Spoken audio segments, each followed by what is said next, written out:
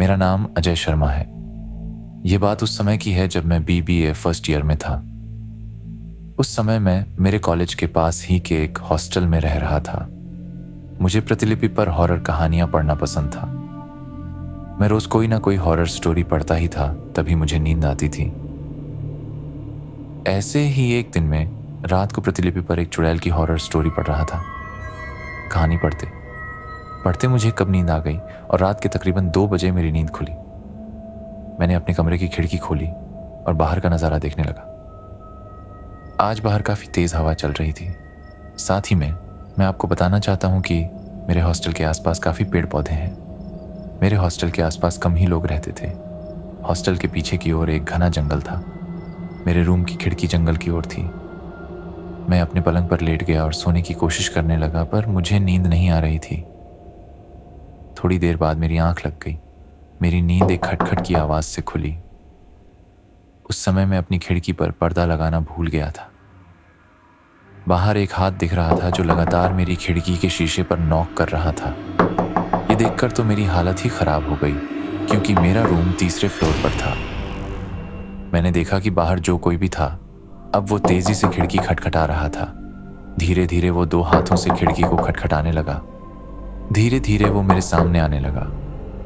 मेरी तो डर से हालत ही खराब हो गई थी। मेरे मुंह से न तो आवाज निकल रही थी और न ही मैं हिल पा रहा था। मैंने देखा कि एक झुर्रीदार चेहरे वाली औरत मेरी खिड़की के कांच से चिपकी है और लगातार मुझे ही देखे जा रही है। वो औरत मेरी खिड़की को खोलना चाहती थी, पर खिड़की अंदर से बंद थी। अब वो औरत खिड़की को जोर जोर से पीटने लगी और काफी गुस्से से मुझे देखने लगी। मैं समझ गया कि आज ये मुझे नहीं छोड़ेगी। फिर वो औरत शांत हो गई और मुझे इशारों ही इशारों में इस खिड़की को खोलने के लिए कहने लगी। पर मेरी हालत तो ऐसी थी कि मानो मुझे काटो तो खून नहीं। एकदम वो औरत वहां से कहीं गायब हो गई। मेरा दिल अभी भी तेजी से धड़क रहा था। तभी मेरी खिड़की पर तेजी से नॉक हुई। वो औरत फिर से आ गई थी, पर मैंने अपनी हिम्मत जुटाई और तेजी से खिड़की के पर्दे को बंद कर दिया। मैं जोर जोर से चिल्लाने लगा। शोर सुनकर मेरे दोस्त और हॉस्टल का रखवाला वहां पर आया।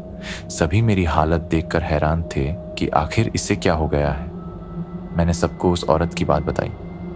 तभी मेरे एक दोस्त ने खिड़की का पर्दा खोला, पर बाहर कोई नहीं था। सभी को लगा कि मैंने कोई सपना देखा है, पर हकीकत कुछ और थी। मेरा चौकीदार रात को मेरे साथ ही सोया था, क्योंकि अब अकेले में मैं सो नहीं सकता था। उस हॉस्टल के रखवाले ने मुझसे कहा कि भैया जी, आपने उसकी आंखों में तो नहीं देखा ना? मैंने कहा, किसकी आंखों में? उसी चुड़ैल की आंखों में, उसने कहा। पर तुमको कैसे पता और उसकी आंखों में देखने से क्या होता? मैंने पूछा। भैया जी, अगर आप उसकी आंखों में देख लेते तो अब तक आपको वो चुड़ैल अपने साथ ले गई होती। जो भी इस कमरे में रहता है उसके साथ ऐसा ही होता है।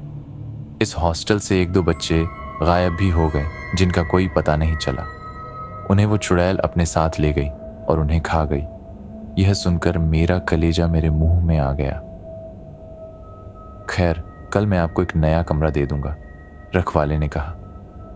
अगले दिन मैंने अपना हॉस्टल ही बदल लिया। अब मैं एक ऐसे इलाके में रहता हूं जहां पर आसपास कोई जंगल नहीं है। सो आई होप गाइस, आपको यह हॉरर स्टोरी अच्छी लगी होगी।